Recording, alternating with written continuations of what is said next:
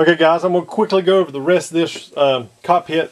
What I've done is I've gone ahead and I've glued these in, and generally it'd be best to glue these in prior to painting this part, but prior to painting, because the CA is going to adhere to this a lot better than it will through the paint.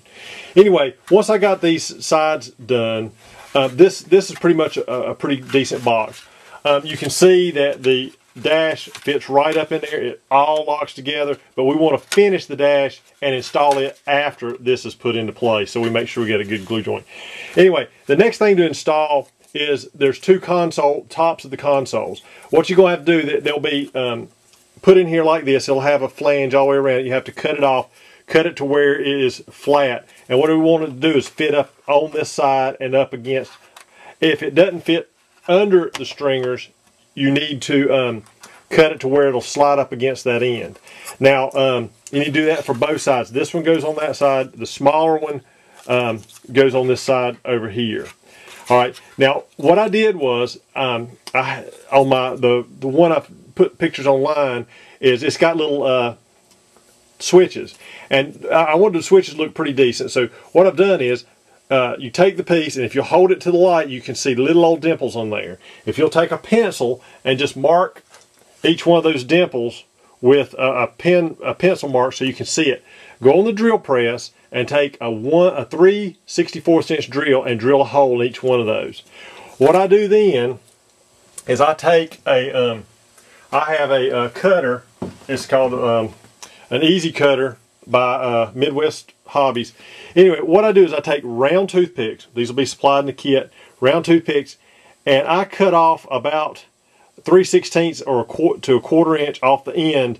You get 2 per toothpick. Cut them off, and that gives you a decent point for like a toggle switch. Anyway, I've drilled these a little bit big because I forgot which size. I use a 16, so you definitely use a 3/64. Take these and you push them in from the back. With a 3/64, you'll actually have to push these into place. But you can, and they'll be a little bit snug. And you fill all those spots with those little toothpick ends, and then put a CA across the bottom. After you get the CA on there, you can take a sanding paper and sand it down to where it's pretty much flush. And once you get all that, you'll have all these little switches sticking up. Paint the whole thing black, and then come back and paint those little gauges. Those little switches silver. Here's the cockpit that I finished. It's the prototype. You can see all my little switches in there, and they look pretty decent. I did that for both sides. Anyway, once you get those all painted up, or once you get those done and painted black, you can install them after you get the rest of this painted. But on the Corsair, this cockpit was mostly the interior green. The consoles were black. This square box here was black. It will have the throttle control. I have some several pieces of resin in this. Throttle control will go there.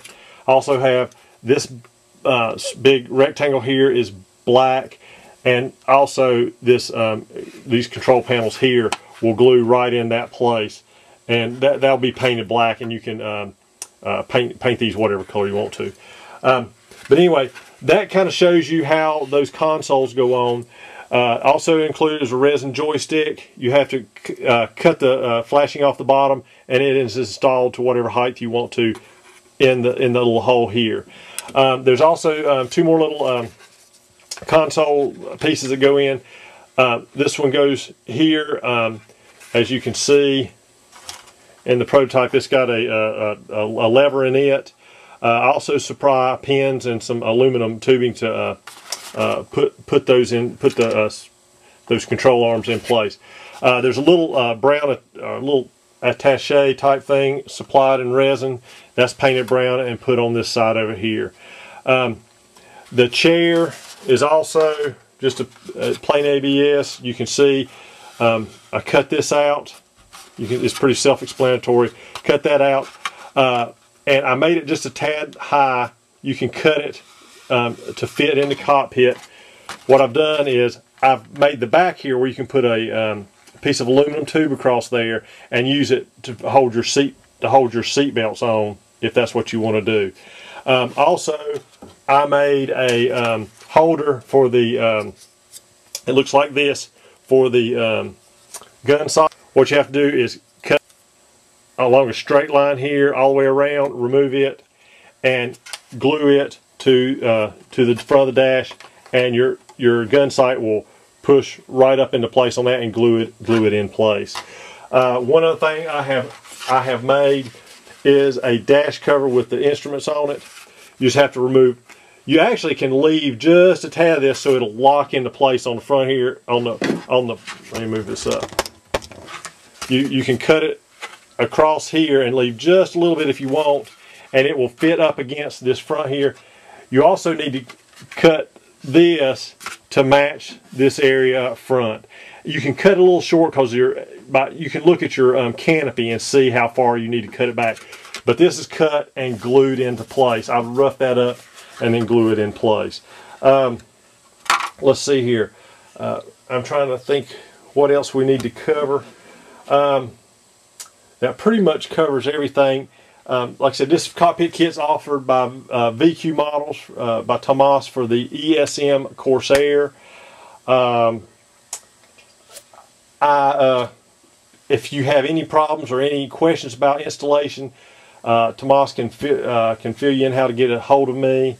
It does make a good cockpit for the Corsair, and like I said, I tried to make it where it all kind of locks together and makes a nice little unit.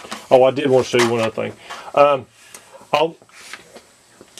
On this control panel here, there's a flap control. That is a piece of resin. It will be glued right to the side. Right, you can see the little raised area right to the side there. I'm trying to think of anything else that's resin. That's the only other pieces of resin I have. But anyway, you can see where that's glued in. Let's see, get up here. You see where it's glued in right there. And then the seat is glued to the pedestal. The front seat's glued to the pedestal, and then the back of it can be glued up against the chair rest back here. Like I said, I hope this helps. The cockpit kit's available from VQ Models. If you have any questions, feel free to contact me, and I'll talk you through anything you may need. Another thing I want to show you. I want to show you still have clearance as far as your servos and your servo push rods. You can see the servo is in place, and what I've done is I hadn't even got this hooked in yet, but you can see that you can move the push rods down lower. You just have to take a piece of plywood and lock that in place, and you can do that all the way across. It will clear it and still have a pretty straight shot back to where the push rods need to go in the back. So I just wanted to show you that you do have, after installing the cockpit kit, you will have clearance to get all your push rods and everything back into the airplane. All right, that should wrap this up. Thanks.